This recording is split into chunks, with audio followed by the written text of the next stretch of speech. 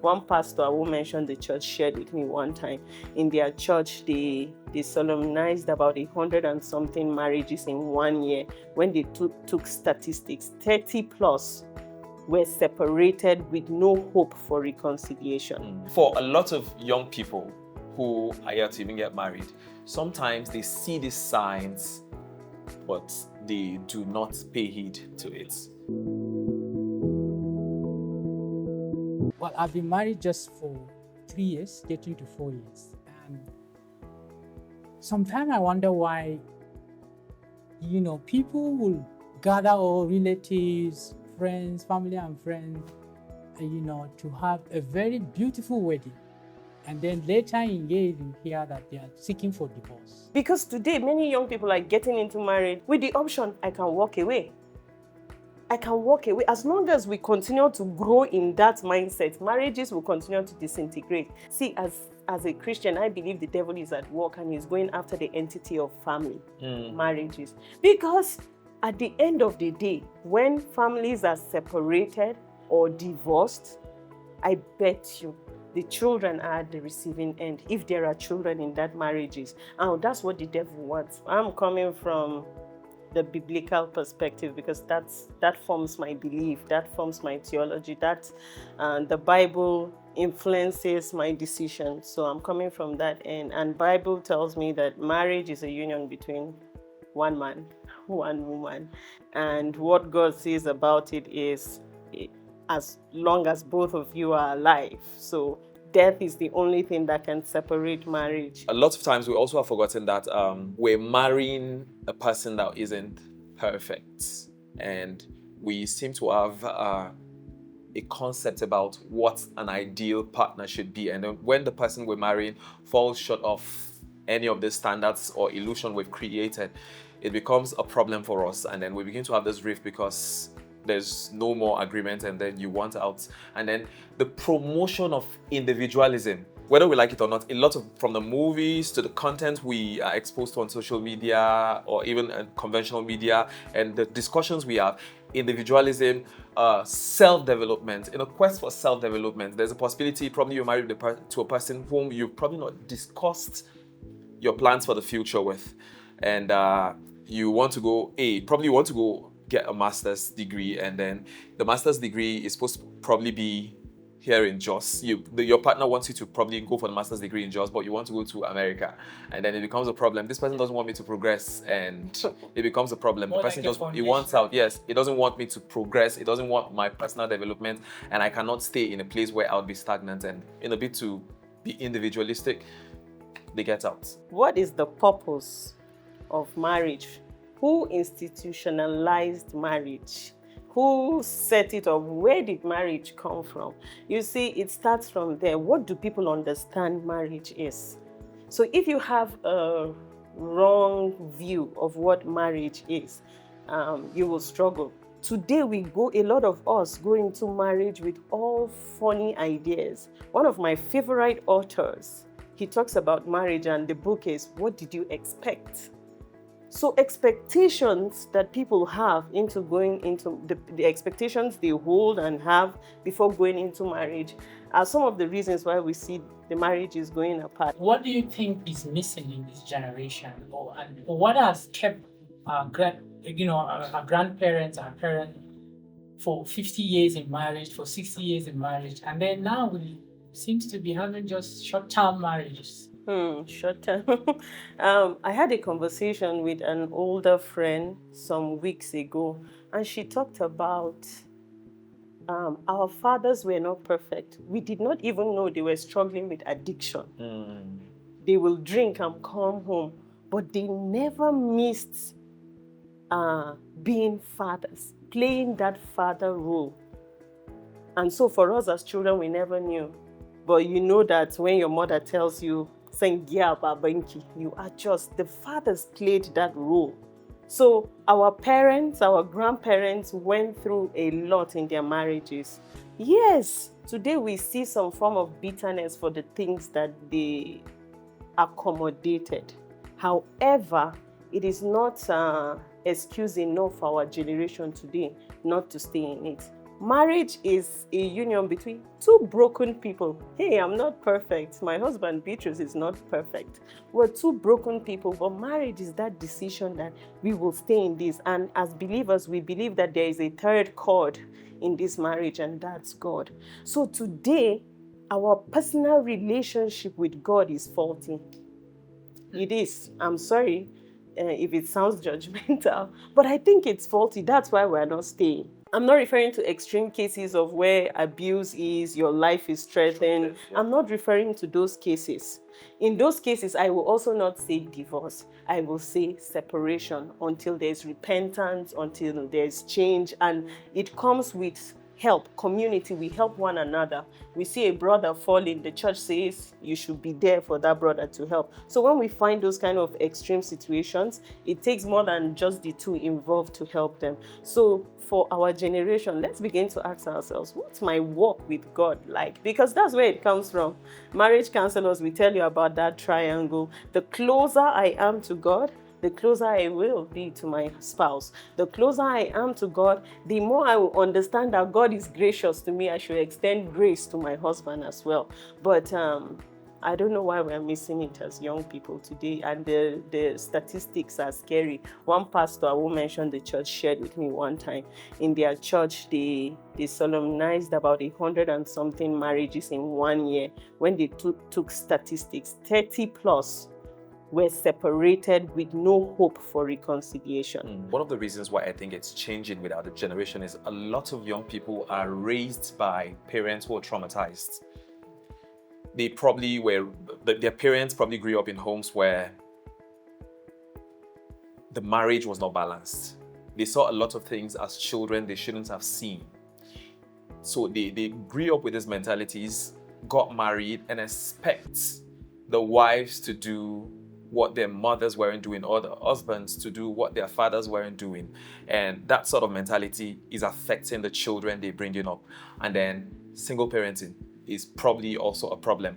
I'm not saying it's kudos to every parent out there who decided not to abort that child. They decided to keep the child, and the child is leaving. I think God loves the children and loves the decision they took by not aborting the child. But the problem is, those children need either men or women in their life who would become the voice of a father or a mother, because you do not expect a mother. Yes, you're paying the bills, which is expected of every father, and then the father ran away or is absent. But then there are certain things, there's a certain model that a male child, for instance, should have a role model in a man. And a lot of them are absent because the mothers shield them from this, and then they do not get that male voice that they can eventually model their lives after, and then they become problematic at the end of the day. And then when such people get married, it's a replication of whatever it is that they've encountered. It keeps going on and on and on and on. And then for the fact that there are legal changes right now, there's the no fault law. You don't necessarily have to have a fault. If you want out, you want out. And there's a law court that could dissolve your marriages. And it's catching up even with our country. Somebody could just, because of how angry the other partner is, and then you tell them, I want a divorce. You want a divorce? Fine, let's do it. And then in a bit to prove a point, a lot of people are doing it to prove a point.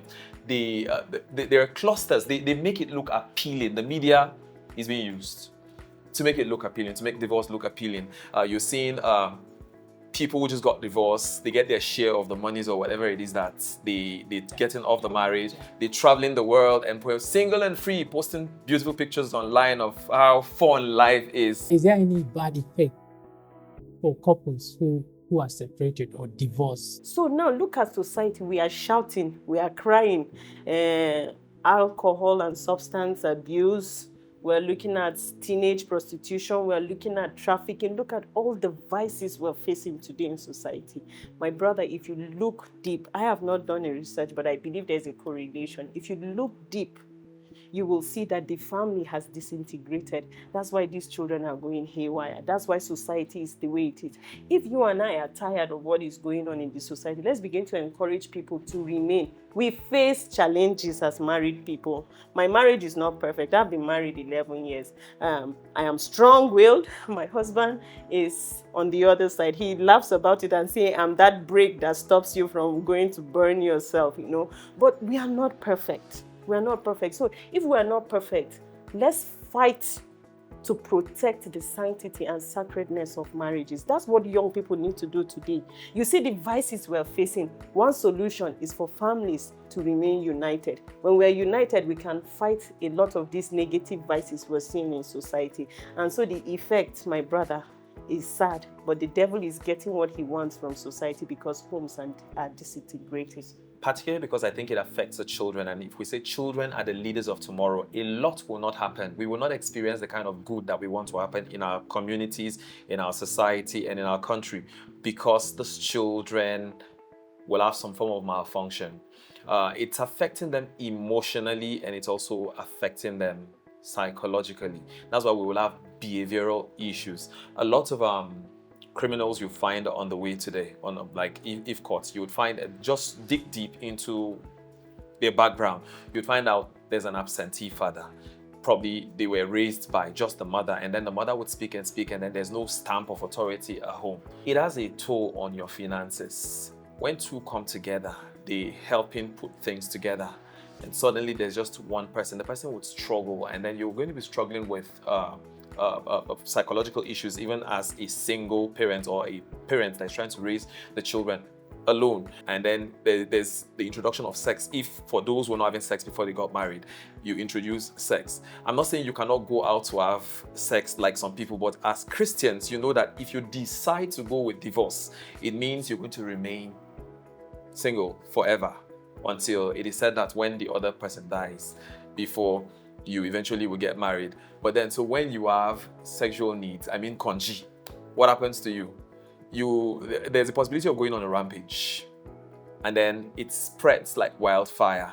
So it affects the individual, it affects their children, it affects even their family members, because everyone is concerned about you.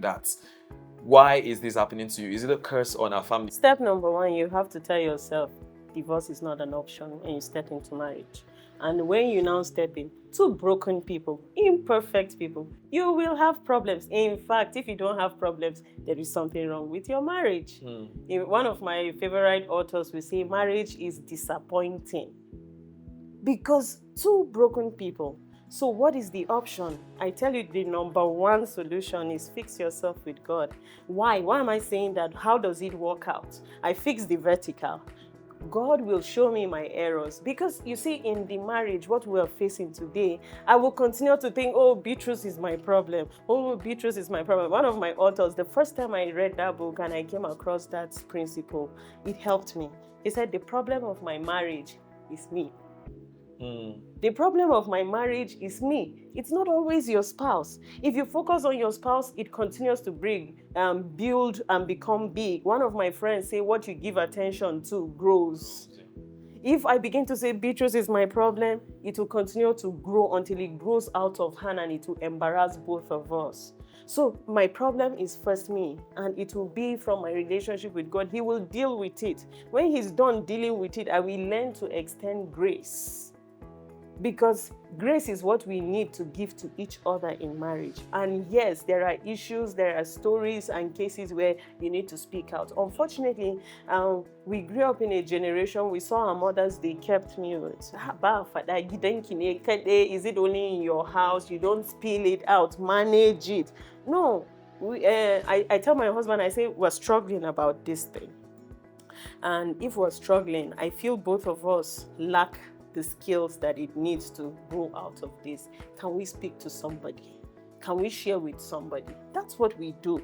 We're not perfect. We don't know it all. Sometimes I tell him the Hausa statement says, "Kazaya kwana denyuwa kandami." You know, you're suffering in the midst of plenty. There are many people around. Look for those trusted adults who have gone ahead of you. That's why we learn from experience. From people's stories. We don't have to learn from our own experience. You know, so you should find those trusted people, those trusted couple that have gone through this phase.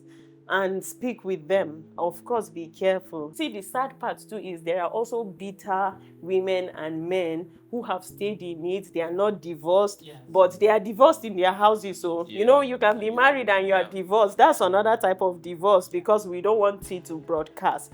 You know, so be careful who you go to for advice. Go for people who truly love God, who you know have gone through this thing and can help you so that you don't suffer in isolation. What about in the cases of domestic violence? Like the woman is passing through, or the man too, of course. We have cases It goes of men. both ways. For a lot of young people who are yet to even get married, sometimes they see these signs, but they do not pay heed to it.